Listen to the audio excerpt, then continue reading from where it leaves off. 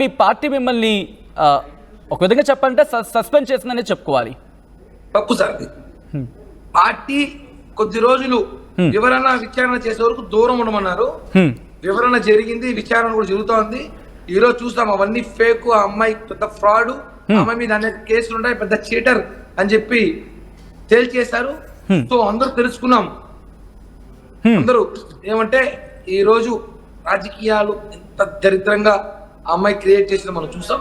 కాబట్టి ఒకటే చెప్తున్నాం, ఇవన్నీ కూడా కుట్ర మార్ఫింగ్ రాజకీయాలు చేశారు. వాస్తవం చెప్తున్నా, రాబోయే రోజు ఇంకా అనేక వాస్తవాలు బయటకు వస్తాయి.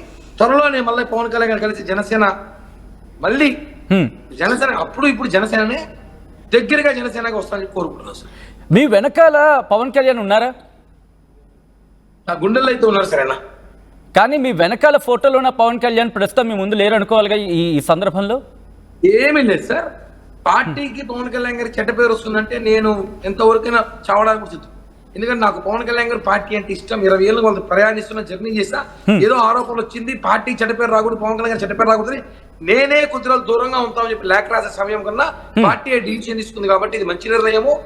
కాబట్టి నేను పార్టీకి ఎప్పుడు కూడా విధేయున్నే. పార్టీ నిర్ణయించుకుంటే దాన్ని గౌరవిస్తా, పార్టీతో ఉంటాను సార్.